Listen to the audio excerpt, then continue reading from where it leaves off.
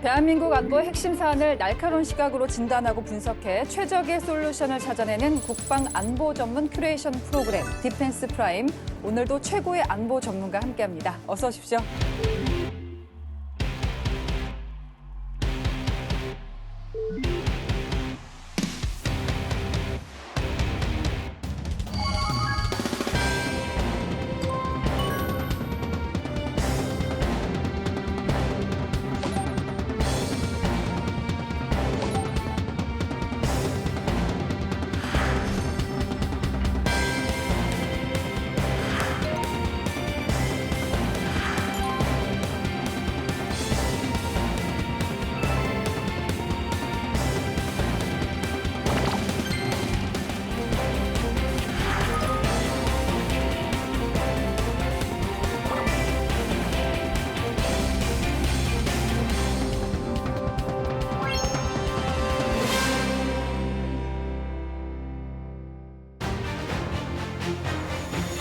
오늘도 어려운 주제를 저희가 쉽게 전해드리도록 하겠습니다. 우크라이나 전쟁의 장기화가 부른 효과죠. 최근에 러시아와 북한의 밀월 관계가 매우 뜨겁습니다. 전 세계에서 이제 러시아가 고립되어 있잖아요. 또 북한도 마찬가지인데 이 두 나라의 행보가 심상치가 않죠. 원래 이제 러시아의 전신인 구소련, 네. 북한은 조소 우호 동맹 조약에 의한 동맹국이었어요. 하지만은 소위 소련 붕괴 이후에 옐진 대통령 시절에 이 조약이 파기가 됐고요. 사실 푸틴 집권 이후에 북한과의 관계가 가까워지기 시작을 했고, 특히 사실은 이제 2018년 소위 이제 그 북한과 러시아의 수교의 70주년이다. 이때부터는 이제 다시 서로 연락이 되기 시작하다가 급기야 2019년 김정은이 블라디보스토크를 방문해서 푸틴과 정상회담을 합니다. 근데 그 이후에 뭔가 확 늘어날 거라고 예상을 했는데 코로나도 오고 그다음에 이 사실 러시아와 북한이 그 당시에 뭔가 같이 할 게 없었습니다.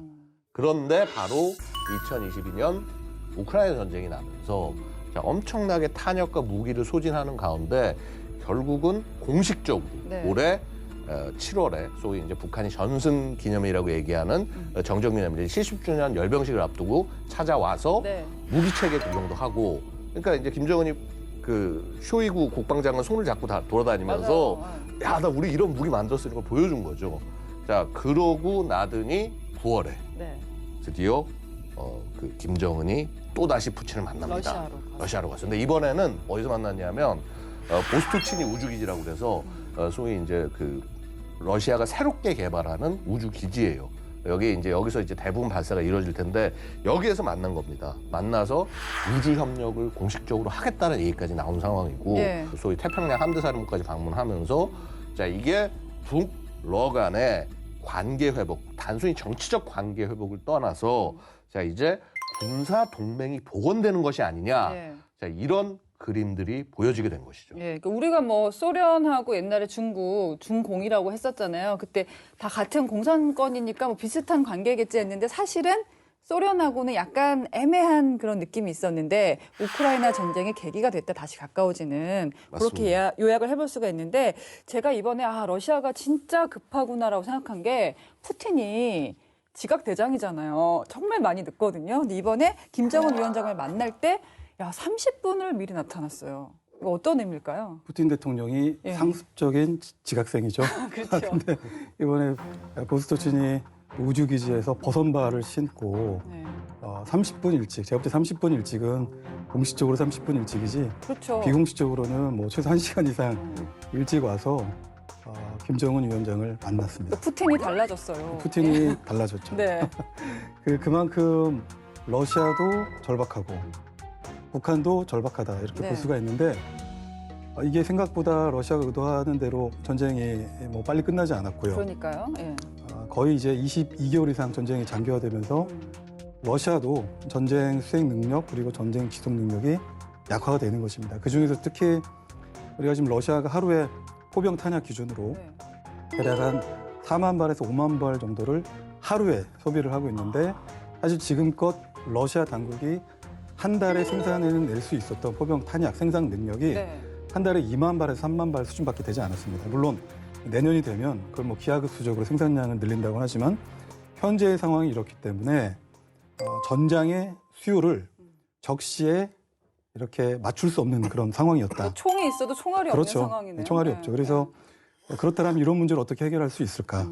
그래서 육상과 해상으로 연결되어 있고 어느 정도 상호 운용성, 그러니까 어떤 무기 체계를 서로 간에 이렇게 공유를 해도 당장 쓸 수 있는 능력을 갖춘 나라, 바로 북한이었던 것입니다. 아, 그렇군요. 근데 이게 제가 몰랐는데 우주기지에서 만났잖아요. 보스토니치? 보스토치니 그게, 우주기지죠. 보스토치니. 보스토치니. 그거는 굉장히 중요한 의미라고 하던데요. 그러니까 이제 러시아 말로 바스토치니라고 해서 네. 뭐 동방이라는 뜻이 있고요. 실제 바스토치니 우주기지 자체가 러시아 지도를 놓고 봤을 때 극동에 위치해 있기 때문에 동쪽이라는 그런 상징적인 의미가 있겠습니다. 네. 사실 우리나라에도 고흥에 우주 발사 기지가 있는데 이거는 거의 1급 국가 보안 시설입니다. 어디나 그렇죠. 어디나 국가나. 그렇죠. 예. 그만큼 굉장히 고도의 기밀을 요구하고 있고 소련 역사 그리고 러시아 연방 역사를 통틀어서도 네. 단 한 번도 이곳에서 고위급 회담을 진행한 적이 없죠. 그런데 급했구나. 그런 굉장히 상징적이고 러시아 입장에서도 중요한 지역에 북한 김정은 위원장, 그것도 김정은 위원장뿐만 아니고 푸틴 대통령도 마찬가지지만 국제사회로부터 극한의 제재를 받고 있는 블랙리스트의 원투 펀치가 이 보스토치니 우주기지에서 만났다. 이 얘기는 과거에 잊혀졌던 과거의 군사동맹을 앞으로 회복해 나가는 데 있어서 쌍방 간의 어떤 공감대가 형성이 됐다. 네. 모종의 합의가 있었다. 그렇죠. 이렇게 정리해 봅니다. 그러니까 우주 기술이라는 게 단순히 뭐 우주로 간다는 의미가 아니라 군사적 어떤 핵심 기술이 아주 집약된 그런 곳인데, 그런데 여기까지 김정은이 간 것 자체도 굉장히 급했다는 거잖아요. 그렇죠. 지금 뭐 이미 그 북한 천리마 1호, 만리경 1호라는 군사정찰위성을 실어서 발사하겠다. 네. 자국 로켓이 2차례 발사에 실패했어요. 자, 10월 중에 3차 발사하겠다고 지금 얘기를 했는데 네. 북한은 군사정찰위성 3차 발사에 성공을 했습니다. 애초에는 10월에 발사를 예정했습니다만 11월 21일에 이르러서야 발사에 성공했는데요. 이 풍부한 발사 경험을 갖춘 러시아 측의 전문가가 북한의 위성하고 로켓의 재원을 바탕으로 발사 재원, 그러니까 어떻게 발사해서 어느 정도의 힘으로 발사해서 언제 분리를 할지 이런 것들을 계산을 해서 뭐 추력이라든가 분리 시점 등의 세부 데이터를 조절해주는 등 기술적 조언을 했을 겁니다. 사실은 이런 풍부한 경험에 바탕한 조언이야말로 발사의 성공에 핵심적 기여를 했다고 평가합니다. 자, 북한은요, 러브 관계에 있어서 새로운 이정표를 썼다라는 표현까지 썼는데요. 이 부분은 어떻게 보셨어요? 일단 지난 9월 달에 푸틴 대통령과 김정은이 만날 때 김정은이 이렇게 얘기했죠. 러시아 북한의 관계에 대해서 새로운 이정표를 썼다. 이런 이제 양국과의 관계에 대한 표현은 계속 이루어지고 있는데 네. 지난 10월 달에 그러니까 러북 수교 75주년 계기에 세르게이 라브로프 러시아 외무장관이 북한을 방문을 했죠. 네. 그 자리에서는 또 김정은이가 북러 러북 관계에 대해서 미래지향적 100년 대계를 구축하겠다. 미래지향적 100년 대계를 구축하겠다라는 보다 진화적인 표현을 썼고 네. 이에 대해서 라브로프 외무장관은 이렇게 화답을 하죠. 러시아와 북한은 형제 국가다. 그런데 러시아가 형제 국가라고 하는 표현을 쓰는 것은 슬라브 3국입니다. 슬라브 3국은 러시아 그리고 벨라루스, 이제는 손절각을 보이고 네. 있는 우크라이나, 이 3개 국가가 사실 슬라브 인종적으로 형제 국가고요. 또 한 가지는 이제 제도적으로, 그러니까 러시아와 동맹 국가를 형성하고 있는 뭐 카자흐스탄이라든지 아르메니아, 이런 동맹 국가들 대상으로 형제 국가라고 해서 굉장히 제한적으로 이렇게 쓰고 있는데 아무한테나 쓰는 게 아무한테나 쓰지 아니군요. 않죠. 예. 근데 북한에 대해서 이렇게 브라더라고 하는 형제 국가라는 표현을 썼다는 것은 네. 잊혀진 동맹, 그러니까 지난 1961년 후르쇼프 서기장 당대에 김일성이 체결했던 양국 간의 조로 군사 동맹이 이제 1990년대 파기가 됐는데 네. 파기된 그런 동맹 조약들을 앞으로 쌍방 간에 물론 시간이 좀 걸리더라도 회복해 나가자, 네. 복원시켜 나가자, 그러한 어떤 정신을 의미한다 이렇게 볼 수가 있겠죠. 자, 그들이 형제가 될수록 우리는 바짝 긴장할 수밖에 없는데요. 저희가 핵심을 짚어볼 분을 한 분 더 모시고 제대로 이야기를 나눠보겠습니다.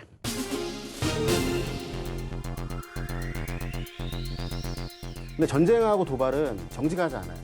북한이 실전 데이터도 얻을 수 있고요. 치명적으로 위협하는 어떤 새로운 게임 체인저가 될 수 있다는. 1년간 러시아가 생산할 수 있는 양이 250만 발 정도밖에 안 되는 거죠. 러시아 입장에서는 북한은 뭐 봄날 햇살? 조 교수님, 네네. 러시아가요 지금 북한에 매달리고 있는 건가요? 질척거리고 있는 건가요? 네, 엄청나게 이제 네. 매달리고 있는 건데요. 작년 9월에 이제 우크라이나군이 대규모 기동전을 통해서 러시아에게 한 방을 매겼어요. 그 이후에 전선의 변화가 왔거든요. 그 전선이 우크라이나 동부와 남부 쪽에 형성되어 있는데 그 길이가 네. 무려 1,500km나 됩니다. 그게 무슨 말이냐면 움직이는 싸움이 아니라 정지된 싸움을 하는 거죠. 그렇죠. 이걸 우리가 말하면 진지전이라고 하는데 그때 이제 위력을 발휘하는 것이 포병입니다. 그리고 또 포병이 많이 이제 뭐랄까 사용이 많이 되다 보니까 포탄 생산력도 되게 중요하겠죠. 네. 22년도 한 해 동안 이제 러시아가 사용한 포탄의 양을 보니까 한 1,100만 발 정도 돼요. 근데 일각에서는 이제 1년간 러시아가 생산할 수 있는 양이 250만 발 정도밖에 안 되는 거죠. 그렇기 때문에 네. 러시아 입장에서는 북한은 뭐 봄날 햇살 이렇게 표현할 수 있을 것 같습니다. 게다가 러시아가 지금 그 국제적으로 제재를 받고 있으니까 상당히 막 받고 있죠. 마음대로 생산하기도 어려울 예, 거예요. 어떤 뭐 재료라든가 이런 네. 것들, 기술 이런 것들 다 통제를 받고 있기 때문에 더욱 이제 북한이 필요하겠죠. 네, 최근 미국이 위성 사진을 공개했습니다. 정말 깜짝 놀랐는데 생각보다 더 자세하게 들여다보고 있었어요. 정말 이 정도구나 싶었는데요. 예, 지금 일단 북한 나진항에 이제 한 10월 초부터 엄청난 양의 컨테이너들이 이제 밖에 야적되어 있다가 화물선으로 선적되는 모습이 반복이 되고 있어요. 네. 10월 들어서 최소한 6차례 이상 정도의 선적이 목격이 됐고 11월에도 이어지고 있으니까 이제 이게 걱정되는 게 뭐냐면 이제 북한과 러시아의 무기 거래가 일상적으로 이루어지는 거 아니냐. 자, 이런 우려가 높아지고 있는 상황. 예, 북한의 나진항 하면요, 저희가 사실 중고등학교 때 교과서에서도 배우잖아요. 정말 교통의 요충지? 그렇죠. 예, 어떤 곳인가요? 어떻게 보면 러시아와 북한 간에는 낮은 핫산 지역은 그들의 어떤 교류 협력을 상징하는 저런 대동맥과 같은 대동맥. 정치적 지리적 공간이다 이렇게 보고 있는데요. 예. 실제 1949년에 과거 소련과 북한 간에 어떤 협정이 체결이 되어서 약 30년 정도 소련은 이 나진항을 30년 정도 이렇게 조차를 해서 임대를 사용을 했고요. 네. 그리고 과거 2000년도에 과거 김정일과 그리고 푸틴 대통령이 정상회담 이후에 2008년도부터 이 나진항산 프로젝트를 가동하기 시작을 함으로써 그러니까 러시아 지역과 북한 지역의 일부 철로 구간들 약 한 50km가 넘는 그 구간들을 현대화 작업을 했죠. 결론적으로 러시아와 북한의 교역을 활성화시키기 위해서 그렇게 함으로써 나진 지역을 일종의 러시아의 전진 기지로 유라시아 지역으로 나아가기 위한 전진 기지로 활용함과 동시에 또 군사적인 측면에서는 부동항을 얻기 위한 그런 네. 목적이 있었던 것입니다. 자, 무기 거래는 저희가 좀 더 자세하게 얘기를 해볼 건데요. 지금부터 러북 무기 거래와 관련해서 디펜스 프라임이 주목한 첫 번째 키워드를 공개하겠습니다. 2천여 개 100만 발. 예. 러북 무기 거래 양이 굉장히 어마어마하다 이런 뜻일까요? 컨테이너 일단 숫자 얘기하는 거 2천여 개라는 게 이겁니다. 컨테이너요? 컨테이너가 2천 개란 거예요. 자, 보면은 이게 컨테이너 2천 개가 어느 정도 양이냐? 122mm 방사포탄, 그 다연장 로켓탄이요. 자, 이걸로 치면은 한 20만 발. 그다음에 152mm 포탄, 이게 이제 예. 가장 주력이 되는 포탄인데 이거면 100만 발 이상이 된다는 거죠. 그래서 이게 우크라이나 전쟁에서 이제 최소한 한 2개월 이상 정도 사용할 수 있는 분량이다라고 네. 정보 당국이 얘기를 합니다. 근데 좀 한 가지 우리가 좀 조심스럽게 봐야 될 거는요. 만약에 152mm 100만 발이다라고 하면 이거는요. 북한의 전시 비축 물자예요. 아, 그러면 자기가 예. 가진 걸 다 그렇죠. 내어주는 다- 상황인가요? 근데 이거는 지금 북한이 뭐 대남 전쟁 준비를 계속 하는 입장에서 계속 이걸 다 줄 줄 수는 수가 없죠. 없는 예, 것이거든요. 그래서 일단 제 추정에는 뭐냐 하면 자, 소위 구형 탄약들, 그러니까 122mm 포탄이 있고 130mm 포탄이 있는데 이런 구형 무기들이 지금 이제 신형 무기들이 전선에서 막 떨어지다 보니까 구형까지 끌어다 쓰고 있단 말이죠. 그래서 이것을 자기가 전시 비축으로 갖고 있는 걸 상당 부분 줬을 가능성이 있고 거기에 이제 152mm도 같이 이제 섞여 들어가서 가능성이 있다. 네. 사실 지금 러시아가요, 이 우크라이나 전쟁 자체가 지금 다소 전선이 정체된 상황이기 때문에 지금 당장 포탄이 부족하거나 이런 상황이라고 보기는 좀 어려운 측면이 있습니다. 그래서 지금 일단 북한이 굉장히 그럼에도 불구하고 막 그 거의 전시에 가까운 생산 체제를 갖추고 있는데 이것은 러시아에 계속 납품하는 물량 플러스 네. 또 이제 보냈으니까 자신의 전시 비축 물자를 다시 생산해서 채워 넣는 이런 활동이 동시에 일어나는 것이 아니겠나 볼 수 있겠습니다. 제가 디펜스 프라임을 좀 진행을 몇 차례 하다 보니까 재미난 걸 많이 새로 알게 되는데 무기를 내가 쓰고 싶다고 쓰는 게 아니라 내가 갖고 있는 거하고 또 맞아 떨어져야 되는 거더라고요. 네네네. 마치 우리 그 아이폰하고 갤럭시하고 충전기 다른 것처럼 그런 것도 중요하지 않아요? 이거 6.25 전쟁을 생각해 보시면 알겠는데, 네. 당시에 이제 그 북한을 누가 무장시켜줬죠? 예, 구소련이 그렇죠. 무장시켜줬습니다. 예. 그때 태생적으로 그 러시아하고 북한은 상호 운용성이 잘 맞아요. 원래도. 예. 그래서 뭐 요새 회자되고 있는 122mm 뭐 방사포탄, 152mm 야포, 그 다음에 또 이제 뭐 T계열 전차포탄 이런 것들이 상호 운용성이 이제 역사적으로 이루어져 왔기 때문에 이제 뭐 어떤 변형이라든가 그런 거 없이 바로 쓸 수 있는 부분이 있는 것이죠. 그래서 지금 현재 그 아까 말씀드린 것처럼 전선이 고착돼 있잖아요. 네. 이 고착된 전선이 오래되면 역사적 전쟁사를 봤을 때는 정전이나 휴전을 불러오게 됩니다. 왜냐하면 국제사회가 필요하기 때문에. 그러면 우리가 6.25 전쟁 시에 고지쟁탈전 보셨죠? 고지쟁탈전에서 왜 그러냐면 전선이 고착돼 있으니까 조금이라도 하나의 승리가 필요하면 협상에서 유리하게 되거든요.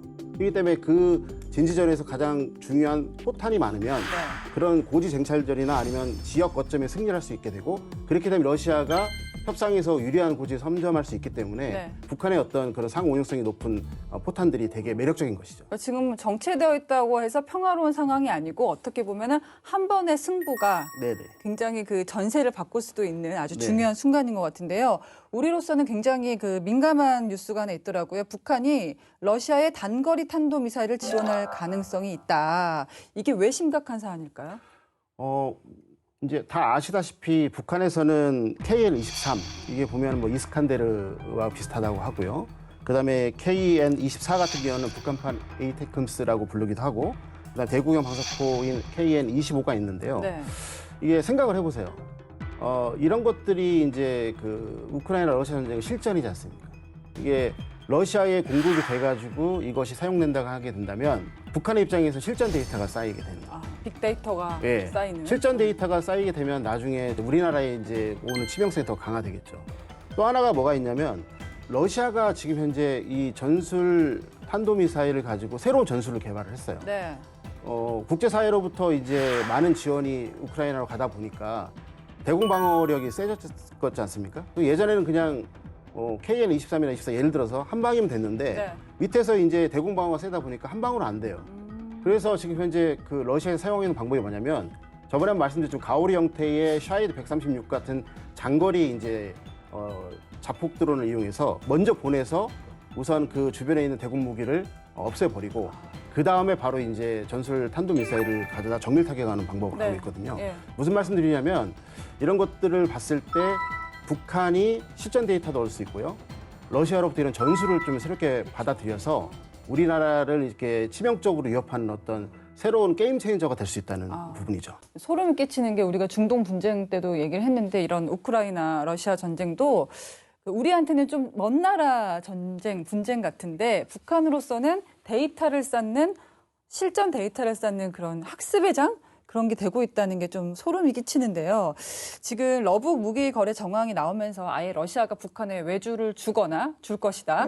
또 러시아가 북한과 무기 공급망 체계를 아예 구축을 해버릴 것이다. 이런 우려가 있는데 어떻게 보십니까? 한마디로 현재의 상황을 정리할 수 있다면 러시아와 북한은 사실상 상호 보완적인 공급망을 구축하고 있다. 이미. 혹은 일정 부분에서는 구축했다. 이렇게 먼저 평가를 해봅니다. 러시아는 어쨌든 재래식 무기 탄약이 부족한 건 현실이고요. 그것을 북한으로부터 얻을 수 있는 이점이 있고 북한은 그 뭐 에너지난 경제난으로부터 굉장히 어려움을 겪고 있는데 러시아는 식량, 가스, 원유 다 넘쳐납니다. 이런 것들을 교모하게 제재망을 회피하면서 북한을 지원해 줄 수 있죠. 네. 이런 부분에서 러시아와 북한의 이익이 맞아 떨어지고 있기 때문에 이런 측면에서 저는 상호 보완적인 글로벌 혹은 약자적 공급망이 구축되고 있다. 이렇게 좀 보고 있습니다. 네. 또 한 가지는 우리가 지금 러시아가 재래식 무기 탄약도 부족하다고 그러는데 사실은 저는 이렇게 평가합니다. 최소 청장년층, 러시아의 청장년층이 100만 명 이상이 산업 공간에 있어야 될 그들이 지금 특별 군사작전에 투입이 됐고 네. 많은 인명 손실이 이루어지고 있죠. 공장은 있는데 공장을 돌릴 손이 없는 거예요. 그래서 그런 부분들을 이 북한 노동자들이 대신할 수 있는 것이죠. 특히 과거에 유엔에서 유엔 제재 결의 23975, 2397호가 발령되기 이전까지 네. 공식적으로 3만 명에서 4만 명 정도의 북한 노동자가 러시아의 극동 지역을 포함한 러시아 전 지역에서 이렇게 활동을 했고 그것을 통해서 북한 외화거리 그렇죠. 효과도 유발을 했던 것입니다. 이제 러시아는 비단 재래식 무기 탄약뿐만 아니고 러시아의 노동력을 수입함으로써 네. 자국의 경기 부양을 위한 그리고 군산 복합체를 돌리기 위한 그런 효과를 누릴 것이다 이렇게 네. 보고 있습니다. 자, 러북 무기 거래 짚어보고 있습니다. 자, 저희가 두 번째 키워드를 살펴보겠습니다. 네, 러북 군사 기술 이전입니다. 러시아가 북한의 핵미사일 관련 핵심 기술을 무기 거래 대가로 제공한다. 앞에도 잠깐 얘기했지만 좀 자세히 얘기해 주시겠어요? 무기 체계 자체만을 이전하는 게 아니라 만약에 무기 체계를 만드는 데 필요한 핵심 기술까지 넘어간다라고 한다면 북한 지금 스스로 개발 능력도 뛰어난데 거기에 기술까지 더해지면 뭔가 더 새롭고 위협적인 것이 나올 수 있지 않냐라는 게 이제 걱정의 가장 핵심인 거죠. 근데 사실 그렇습니다. 이게 군사 기술의 이전은 무기 거래와는 비교할 수 없을 정도로 고도의 거래예요. 네. 그래서 구소련 시절에도 그렇게 북한에게 많은 군사 지원을 해주면서도 이 군사 기술 이런 거 절대 안 넘겨줬습니다. 당연히 핵 투발과 관련된 전략 무기 넘겨준 사례도 과거에 없습니다. 네. 이게 어떠냐면 심지어는 그 재래식 무기 팔 때도요. 최첨단 기술이 적용된 그런 장비들 이런 것들은 전차 전투기 이런 거 있으면요. 그 장비 떼서 소위 다운그레이드 시킨 그런 제품들을 팔아온 게 러시아의 모습이에요. 그래서 뭐 단순히 무기를 거래하는 국가가 아니라 러시아가 필요한 공급망, 군사적인 공급망의 일원 국가다. 그렇다고 한다면은 제한적이나마 기술이 이전될 가능성은 충분히 있다라는 것이죠. 그러니까 뭐 형제 얘기도 나오는 거 아니겠어요? 그렇죠. 그래서 예. 근데 이제 다만 이제 이게 뭐냐가 중요한데 아마 최첨단 무기에 대한 가능성은 상대적으로 낮고요. 대표적으로 미그 29 같은 경우 북한한테는 지금 최고의 전투기지만은 거기에 들어가는 부품이라든가 이런 것들 지금 북한이 수급을 못합니다. 러시아가 생산 지금 더 이상 안 하니까. 네. 그래서 그런 것들에 관한 기술 같은 것들을 제공해서 기존에 이제 정비를 하게 하거나 뭐 심지어는 아예 라이센스를 줘서 양산을 하게 할 수도 있는 어차피 거예요. 우리는 이제 안 이제 하니까. 안 만드니까. 그래서 이럴 가능성이 굉장히 이제 무서운 것이고요. 특히 그러한 북한을 로우테크 네. 혹은 약간 미들에 해당하는 미들급에 해당하는 무기의 생산 기지로 활용할 수 있는 그런 셈법이 러시아에게 있을 수 있다 말씀드릴 수 있습니다. 자, 북한이 지난 7월에 함흥시에서 순항 미사일을 발사했는데요. 이게 화살 1형, 화살 2형이라고 하더라고. 좀 짚어볼까요? 두 개 다 이제 크루즈 미사일, 뭐 순항 미사일이라고 네. 하는데요. 화살 1형 같은 경우는 이제 그 운영 거리가 1,500km 정도 되고, 네. 화살 2형 같은 경우는 1,800km라고 북한이 주장을 하고 있어요. 그리고 이것들이 운영 고도가 100m 정도 이렇게 되거든요. 생각을 해보세요. 그러니까 산 속에 있는데 산에 뭐 대부분 고지가 300, 500 고지가 넘잖아요. 네. 근데 이거 100m의 고도로 오르게 된다면은 실질적으로 보이지 않겠죠. 그리고 또 우리가 하나 집중해야 될 게 뭐냐면 사거리가 길잖아요. 네. 근데 전쟁하고 도발은 정직하지 않아요. 언제나 기만이 있죠. 속이죠. 그래서 성동격사라고 많이 말하는데 왼쪽에서 속이고 오른쪽에서 쏘게 되면 예를 들어서 이 1,000km가 넘는 순항미사일을 공해상으로 돌아서 우리 후방을 타격하거나 아니면은 서쪽에서 다른 어떤 행동을 하면서 교묘하게 해안선에 있는 고지들을 따라서 따라오게 하거나 하게 되면 저희 후방 지역에 있는 국가 중요 시설의 타격이 이제 가능성이 높아지는 거죠. 네. 그렇기 때문에 이게 무서운 무기가 됩니다. 그렇군요. 성동격서를 여기서 또 들으니까 느낌이 딱 오는데 제가 이게 핵무기 하면은 저희 같은 비전문가들은 단순히 위력이 크니까 클 거라 생각했는데 요즘에는 핵무기를 작게 만드는 기술에 북한이 사활을 걸고 있다고 제가 들었어요. 지금 북한이 어디까지 그 기술이 발달을 했고 또 러시아로부터 어떤 기술을 가져와야 되는지 좀 짚어봐 주시죠. 이게 되게 어려운 문제인데요. 네. 되게 이제 테크니컬한 부분인데 북한이 이제 보유하고 있는 그 전술 핵탄두가 화산 31이잖아요. 네. 이 직경이 한 50cm 정도 됩니다. 그리고 아까 말씀드린 것처럼 KN 23, 24, 25, 그다음에 방금 말씀드린 순항 미사일, 그다음에 또 그 미니 SLBM 잠수함에서 발사하는 거죠. 그리고 이제 잠수를 해가지고 무인으로 공격하는 헤일이라는 무인 공격정 등 이렇게 다 탑재가 가능해요. 예. 그렇기 때문에 아까 말씀드린 것처럼 정직하지는 않은 전쟁에서 이런 소규모화가 되면 소형화가 되면서 저희가 이제 그 막아야 될 부분, 시간과 공간이 되게 너무 많아진다는 것이죠. 네. 더 큰 문제는 뭐냐면 이게 북한에서 화산 30일의 위력을 10킬로톤이라고 이렇게 주장하고 있거든요. 전문가에 따르면 5킬로톤이라고 말씀하시는 분도 있고요. 다양한 관점이 있습니다. 하지만 저희가 확인할 수 없는 부분이죠. 그러면 1킬로톤은 어떻게 정도 되냐면 TNT 1000톤의 위력과 맞먹습니다. 이런 부분들이 이제 우리 후방 지역의 중소도시에 그 집중이 된다면은 한 개의 중소도시를 좀 무력화시킬 수 있는 위력이 충분히 되는 거고요. 네. 근데 중요한 건 뭐냐면 이런 어떤 전술 핵탄두가 실전에 배치되기 위해서는 아까 말씀드린 것처럼 이게 전투 실험이 필요해요. 전투 실험. 예, 모든 무기 체계는 그게 실용화 단계에 들어가기 위해서 전투 실험이 필요하다는 겁니다. 그거 어디서 해야 돼요?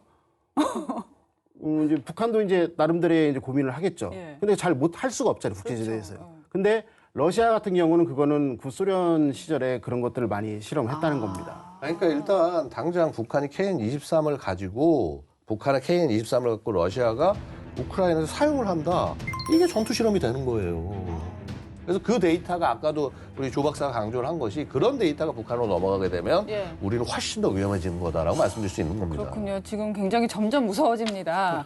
핵 기술, 그러니까 핵 관련 핵심 기술은 러시아 입장에서도 꼭 마지막까지 지키고 싶은 기술일 것 같아요. 근데 이것까지 러시아가 북한에 넘길 수 있을까요? 푸틴 대통령이 김정은에게 보스토춘 정상회담 할 때 인공위성은 디폴트 값으로 약속을 했기 때문에 어쨌든 눈은 확보했다. 예, 눈은 확보했고 그리고 제가 생각할 때는 좀 더 극단적으로 러시아가 가지고 있는 유성헌법 체계 글라나스라고 하는 일종의 정보망 혹은 전장망에 북한을 같이 정보를 공유할 가능성도 배제할 수 없다고 보고 있습니다. 북한 사실 위성 능력 떨어진다고 지금 얘기해요. 무슨 무슨 해상도가 이거는 거의 2000년 수준, 막 10년 전, 20년 전 이런 수준이라고 얘기하는데 이게 우리 GPS도 마찬가지로 군용 체계가 있고 그다음에 이제 민간용 체계가 있어요. 민간용 같은 건 재밍하고 하면 제대로 못 쓰게 되는데 군용은 그런 재밍이 강하단 말이죠. 이거를 만약에 러시아가 그 채널 열어준다. 예. 그럼 북한 입장에서는 아무리 우리가 전자전하고 저거하고 해도 그거 피해서 정확하게 자신들이 지금 개발한 미사일 갖고 정확하게 위치에 때릴 수가 있는 거예요. 아까 얘기한 순항 미사일이라든가 이런 것들이 의미 있게 가려면은 이런 그 소위 위치 정보에 관한 소위 PNT 정보에 바탕한 이 운용이 없이는 네. 정밀 타격이 불가능한 거예요. 그러니까 북한이 이게 러시아가 우주를 열어주는 것 자체가 엄청난 북한의 일이네요. 군사 능력을 핵 능력을 완성시켜 주는 겁니다. 근데 북한한테는 좋은 일일지 모르겠지만 지금 뭐 핵이라는 거를 갖고 있는 국가들이 많은 것도 아닌데 러시아가 이런 짓을 한다면 거의 국제 핵 질서가 그렇죠. 완전히 무너지는 거 아닌가요? 그래서 그러니까 이제 핵 기술 관련된 특히 ICBM이나 SLBM과 관련된 정말 핵 관련 핵심 기술을 러시아가 북한에 이전을 하거나 군사 기술 연맹을 할 것이냐 이게 이제 관건인데요. 우선적으로 북한도 뭐 화성 14, 그다음에 15, 17 이런 시험 발사를 통해서 ICBM 능력은 어느 정도 확보한 것으로 보여집니다. 그러나 이 탄두의 대기권 재진입도 결국은 인공위성과 관련이 되어 있기 때문에 네. 그런 부분에서 러시아의 기술 협력은 절실할 것이다 이렇게 보고 있습니다. 네. 아까 지적하셨던 대로 과연 러시아가 비록 핵부자이지만 아무리 동맹 국가이건 혹은 네. 북한은 동맹 국가가 아니지만 앞으로 미래 100년 대계를 함께 해야 될 나라에 아무리 중요하지만 형제 국가의 핵무기를 핵 기술을 이전을 할 경우에는 엄청난 대가를 것이죠. 치르게 될 왜냐하면 것 같은데요. 이 판도라의 상자를 열므로써 그렇죠. 동북아 지역에 굉장히 민감한 그런 안보 환경이 전개가 될 것이고요. 또 한 가지는 러시아가 핵부자이기 때문에 과거에 지금도 마찬가지고요. 미국과 함께 전 세계적으로 NPT라고 하는 핵확산 방지 조약을 통해서 나름대로 글로벌 차원의 전략적 안정을 달성해 가고 그걸 있는데 다 무시하겠다는 그걸 거잖아요. 스스로 부정하는 꼴이 돼버리기 때문에 네. 그런 차원에서 가능성이 크지는 않다. 그러나 가능성이 있더라도 상당한 시간이 걸릴 것이다. 왜? 과거에 북한이 보여주었던 러시아로 받았던 뭐 이런저런 무기라든지 뭐 기술에 대한 역설계라든지 정보 탈취를 통해서 제3국에 이것을 재판매했던 그런 것들이 있고요. 네. 그리고 어떤 대가를 바라고 경제적으로 이걸 어떤 뭐 돈을 지불하고 받아들였던 이런 기술에 대해서도 북한이 충분히 러시아의 그동안에 대금 상환을 못했기 때문에 이런 부분에서 불신이 많이 남아 있습니다. 그렇기 때문에 기술 협력이 이루어지더라도 상당히 시간이 걸릴 것이다. 러시아는 북한의 신뢰를 오랜 시간 동안은 검증할 것이다. 이렇게 보고 있습니다. 여기까지 북한과 러시아가 계산기를 두드리고 있는 그 소리가 들리는 것 같은데요. 이 밖에도 러시아가 북한에 어떤 군사 기술을 이전을 해준다면 어떤 기술들이 가능성이 있을까요? 여러 전문가들께서 많이 말씀해 주셨어요. 근데 저는 이제 제 개인적인 견해를 좀 한 가지 말씀드리겠습니다. 우리가 작년에 이제 우크라이나 러시아 전쟁을 봤을 때 단기전에 금방 끝날 것이다라고 다 그랬죠. 첨단 무기가 나와서 미래전의 양상 보인다 하지만 지금 결국 전통적인 전쟁으로 이끌고 재래전. 있어요. 맞아요. 그러니까 디지털을 뚫은 게 예, 아날로그라는 거잖아요, 예. 지금. 그게 이제 아날로그 역습 이렇게 또 얘기를 하고 있는데요. 제가 보기에는 어떤 것이 가장 중요하냐면 북한도 러시아처럼 국제사회 제재를 받고 있어요. 그다음에 장기적인 투쟁을 하기 위해서는 돈이 비싼 게 필요한 게 아니라 가성비가 좋은 그런 무기체가 가성비, 필요해요. 예. 네. 그래서 지금 현재 그 러시아가 사용하고 있는 것 중에 가장 가성비가 높은 게 뭐냐면 이란으로부터 기술 이전을 받은 샤헤드 136입니다. 이게 한 대에 2,500만 원밖에 안 돼요. 2,500만 원. 그러니까 그런 것들 아까 말씀드린 것처럼 단거리 탄도미사일과 배합해서 쓴다는 거죠. 네. 그래서 이런 부분들을 이제 우리 한반도하고 뭐 좀 길게 보기에는 이제 그 오키나와라든가 일본까지 이렇게 운영할 수 있는 부분이 있기 때문에 북한의 입장에서는 이제 뭐 군사 전문가도 마찬가지 다음 어떤 도발이 뭘로 될 것이냐라고 물어봤을 때 장거리 자폭드론이라는 말들이 외신에서 많이 나오고 있어요. 네. 그래서 제가 보기에는 김정일 입장에서는 이런 어떤 그 러시아로부터 장거리 자폭드론 이런 기술들을 되게 많이 요구를 할 거고 조만간에 이게 실질적으로 이제 걔네들이 그 전력을 하지 않을까 이렇게 네. 생각을 하고 있습니다. 양국 박사님, 근데 꼭 핵무기 기술 아니더라도요. 이런 군사 기술 이전해주는 거 국제 규범상 어떻게 봐야 될까요? 일단 다양한 국제규범 위반이 됩니다. 위반이에요? 예, 기술 이전 정도가 아니라 뭐 이미 지금 러시아에다가 탄약 판매하고 무기 판매한 것 자체가 안보리 결의 위반이에요. 그러니까 판매도 안 돼요? 예, 그러니까 보통 이제 유엔 우리가 이제 사안을 보면 총회에서의 그 저게 있고 결의가 있고 안보리 결의가 있는데 총회는 사실 법적 구성력이 없고요. 안보리에서의 결의는 굉장히 중요합니다. 그래서 보면은 여태까지 지금 북한의 안보리 제재가 정말 다양하게 걸려 있어요. 거의 6개, 7개 정도 이상이 걸려 있는데, 자, 그 중에서 일단 보면은 이런 거죠. 순서대로 일단 말씀드리면 가장 대표적으로 핵 WMD, 그 다음에 소위 유엔이 규제한 7대 무기가 있습니다. 뭐 이제 미사일, 전투기, 전차, 전함, 공격 헬기 이런 게 있는데, 자, 이거를 막는 그 결의가 안보리 결의 1718호였고요. 예. 이거가 있고, 그 다음에 자, 소총 등 소형 무기 거래를 제외한 모든 무기 거래를 금지를 한 게 1874호였고요. 자, 그다음에 자, 이미 2094호 정도에 가면 어떻게 되냐면 야, 소총, 탄약 포함해서 그냥 무기 전체는 다 안 돼. 아예 북한의 무기를 수출입하는 거 안 되고 자, 심지어는 자, 핵이나 미사일 개발에 사용되는 부품, 요 물품 요런 것도 안 돼. 그다음에 이런 북한 물품이 요런 그 무기가 실은 걸로 추정되는 선박 항공기가 지나가 이것도 안 돼. 그냥 원천 차단. 예, 원천 차단 다 그렇게 이제 간 겁니다. 네. 근데 이게 정말 이제 답답한 건 뭐냐 하면은요. 이 기존 안보리 제재라는 게 안보리 상임이사국이 비토하면 안 돼요. 그러니까 무슨 말인 거 아니? 이거 러시아가 안보리 상임이사국으로서 동의했던 얘기거든요. 네. 근데 자신의 필요에 의해서 기존의 합의를 깼다. 이건 러시아가 도대체 국제사회 책임 있는 네. 국가냐. 그렇게 보기 어려운 거고. 자, 이건 어떤 형태로든 제재를 가함으로써 국제 질서를 회복하고 네. 북한의 이러한 야심을 좀 막을 필요가 있지 않겠나 이렇게 말씀드릴 수 있겠습니다. 양 박사님 지금 얼마나 단호하신지 이 장면을 찍어서 푸틴에게 보내고 싶은 심정인데요. 근데 러시아가 말씀하신 대로 유엔 안보리 상임이사국인데 뭐 이래도 되는 건가요? 그러면 뭐하러 유엔이 있는 건가요? 안보리 상임이사국으로서 러시아는 무책임한 어떤 행동을 했다고 네. 보고요. 사실은 여러 가지 지금 결의안을 나열을 쭉 해주셨는데 저는 가장 상징적인 부분이 김정은을 수행했던 그러니까 9월 13일 바스토촌 정상회담 때 김정은을 수행했던 북한 군부의 1번 리병철 당 중앙군사위원회 부위원장은 유엔 결의에 따라서 여행 금지, 자산 동결된 인물입니다. 러시아가 이 임무를 수용하기 위해서는 유엔 차원의 어떤 면제해 주세요라고 신청서를 내야죠. 물론 신청서를 내더라도 유엔은 승인을 하지 않겠죠. 그렇죠.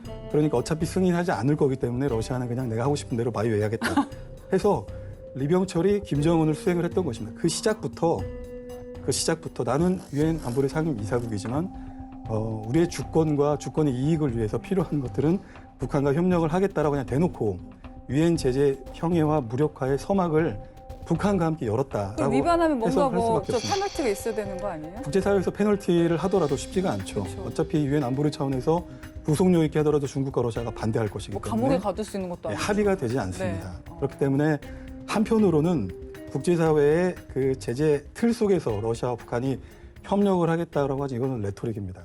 레토릭이다. 레토릭에 아. 지나지 않는다. 아. 어떻게 리병철 부위원장을 수행을 해서 예. 러시아가 받을 수 있겠어요? 야, 이게 진짜 어렵네요. 이것은 이제 대놓고 국제사회. 그냥 예. 미국과 유엔을 그냥 이렇게 모욕을 준 행위가 다름없는 것입니다. 네. 자, 러시아와 북한의 은밀한 뒷거래 정말 달갑지가 않은데요. 자, 조상근 교수님 같이 해보시니까 좀 꼭 요 말은 내가 해보고 싶다. 이런 거 제가 있으세요? 어디 가서나 하는 말인데요. 네. 경제는 이제 먹고 사는 문제고 안보는 이제 죽고 사는 문제입니다. 죽고 사는 예. 문제. 이제 현대전의 양상을 보게 되면 그 죽고 사는 문제를 이제 대응하기 위해서 가장 중요한 게 국가 총력전인데요. 그걸 하기 위해서는 이제 인식의 전환, 그다음에 안보에 대한 뚜렷한 위협 인식이 필요한데 이 디펜스 프라임이 가장 최적화된 뉴스인 것 같습니다. 네, 오늘 다음에도 또. 예, 즐거웠고 다음에 또 좋은 모습으로 보겠습니다. 네, 감사합니다. 조상근 교수와 함께 했고요. 계속해서 오늘의 D-데이즈 함께 하시죠.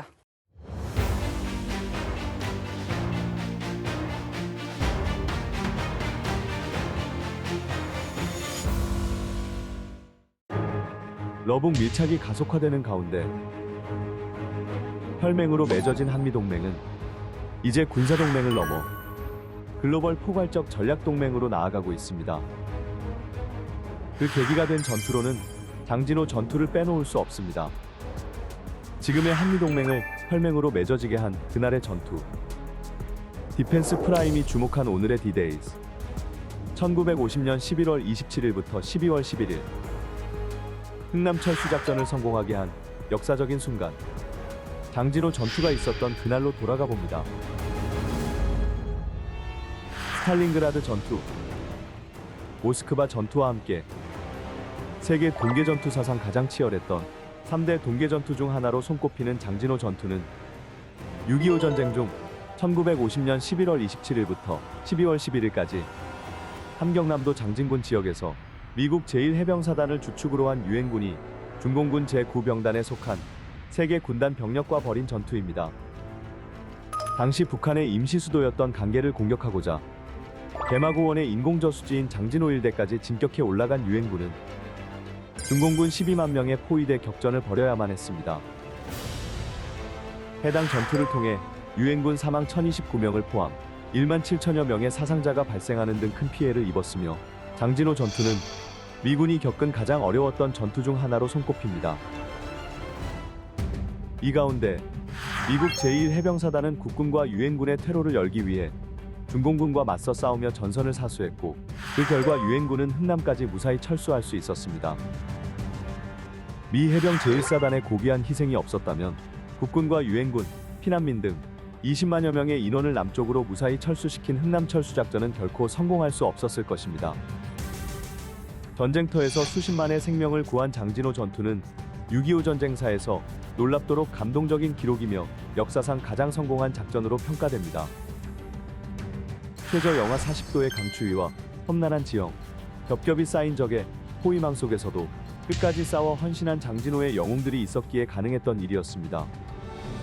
장진호 전투 영웅들이 맺은 유대가 오늘날 철통 같은 한미 동맹의 근간이 되어 왔음을 우리는 기억합니다.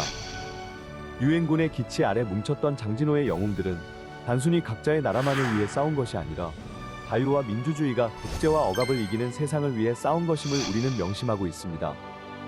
북한의 도발과 핵미사일 위협이 더욱 더 노골화되고 있는 지금, 우리는 다시금 장진호 영웅들의 헌신을 되새깁니다. 자유를 지켜주었던, 그리고 지금도 지켜주고 있는 그들의 용기와 희생을 우리는 언제나 기억할 것입니다.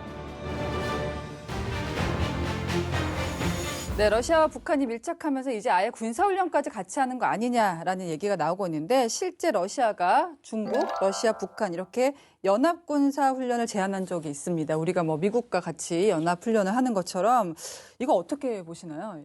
최근에 이제 러시아가 이니셔티브를 주고 일종의 한미일 안보 협력에 대응하기 위해서 중국, 러시아, 북한 이 또 삼각 공조를 강화해 나가려고 하는 모습으로 보여집니다. 그 그래도 이유는 될까요? 쉽지 않죠. 그 네. 이유는 단순히 한미일 안보 협력에 대응하기 위한 속내보다는 러시아가 힘이 빠지고 있는 것이죠. 전쟁이 장기화되고 있는데 특히 미국의 인도 태평양 전략에 대응할 수 있는 러시아의 군사력 또한 전쟁이 22개월 장기화되면서 최소 30%에서 40% 이상 빠지게 되는 것입니다. 네. 더 심각한 것은 우리가 이제 북방 사개섬으로 알려져 있죠. 일본하고 러시아 간의 영토 분쟁을 겪고 있는 남쿠릴 열도. 이 지역에서 러시아가 군사력을 배치하고 있는데 최근에 전쟁 물자가 이렇게 부족하다 보니까 그 지역에 있는 지금 뭐 S-300이라든지 이런 무기들까지 빼가지고 전선 지역에 투입을 하고 있다는 것입니다. 그만큼 러시아의 상황이 녹록치 않다. 급하다. 네, 급하다. 그래서 인태 지역에서 그들이 생각하는 어떤 안보 이익을 지키기 위해서 북한을 활용해야 되고 특히 중국에 대한 의존도는 더더욱 커지고 있습니다. 그렇기 때문에 북한에게 당연히 러브콜을 보내서 러북 간에 뭐 시간은 좀 걸리더라도 뭐 연합 훈련이라든지 연합 연습을 하기 위한 그런 노력들을 해갈 것이고요. 가능하다면 중국이 함께하는 그래서 한미일 안보 협력에 나 혼자 하긴 힘드니 이렇게 중국과 북한이 함께할 수 있는 그런 플랫폼을 만들기 위해서 러시아는 더더욱 노력을 해갈 것이다 이렇게 어떻게 보면 보겠습니다. 거기서는 중국의 키를 잡고 있는 거네요. 확실한 키플레이어는 중국이죠. 현재의 모습은 마치 북한이 꽃노르피를 주고 있는 것처럼 보여지나 결국은 사실은 중국의 결심이 러시아의 생각을 완성할 것이다 이렇게 보고 있습니다. 나중에 기회가 되면 디펜스 프라임에서 중국도 다뤄보면 재미있을 것 같고요. 자, 얘기가 들으면 들을수록 이제 한미 동맹이 좀 더 굳건해져야겠구나. 예. 또 미국의 확장 억제를 더 보장받아야겠구나 이런 생각이 드는데 어떻습니까? 네, 일단 뭐 아까 여러 차례 논의했듯이 북러 협력 자체가 북한의 핵 능력 자체를 강화를 해주고 네. 자 그래서 자 북한의 핵 능력 전술핵, ICBM, SLBM 소위 북한판 핵 삼축입니다. 이게 완성이 되고 거기에다가 우주 협력까지 더해지면 이제 핵을 운용할 수 있는 핵 태세로 전환이 되는 거예요. 그래서 이런 북한의 위협에 대비해서 우리가 늘상 얘기하는 게 TDS 그러니까 한미 맞춤형 억제 전략을 얘기를 하고 있습니다. 근데 여태까지 보면은요, 미국이 핵 억제와 재래식 억제 전반, 그다음에 우리 대한민국은 한국형 삼축 체계를 통해서 재래식 무기 체계를 통한 핵 억제 이렇게 공조를 해왔는데 이게 원팀이라고 보기 좀 약간 좀 애매한 측면이 있었습니다. 그러니까 소위 핵 억제라는 차원에서 한미가 서로 막 임무를 막 분담해서 정확하게 같이 맞물려 돌아간다라고 보기 어려운 측면이 있었는데 자 어떻습니까? 워싱턴 선언을 통해서 자 한미 핵 협의 그룹이 생기고 자 NCG 생겨났고요. 자 그다음에 그 미국의 전략 자산들이 뭐 예를 들어서 원자력 추진 잠수함, 전략 원잠 같은 것들이 배치가 되고 아니면 전략 폭격기 같은 것이 오고 하면서 상시 배치에 준하는 수준으로 동원이 되면서 이제 양국의 억제 역량이 지금 높아지고 있습니다. 여기에 더해서요. 지난 55차 SCM 그러니까 한미 안보협의회에서는 한미 맞춤형 억제 전략이 10년 만에 개정이 됐어요. 그래서 양국 능력이 더 통합이 되는 그런 모습을 보여주고 있습니다. 그래서 이제 이런 전략을 한미연합의 통합된 전력으로 네. 이렇게 바꾸어서 실현시킬 때가 되었다 말씀드릴 수 있겠습니다. 네. 자, 지금까지 러북 무기 거래와 군사기술 이전에 대해서 살펴봤습니다. 너무 배가 고파서 살려고 왔다. 북한은 핵무력 강성대국을 외치지만 목숨을 걸고 북한을 탈출하는 주민들이 있다는 걸 북한도 직시해야 할 것입니다. 디펜스 프라임 오늘은 여기까지입니다. 저희는 다음 주 목요일 밤 10시에 다시 찾아뵙겠습니다. 고맙습니다.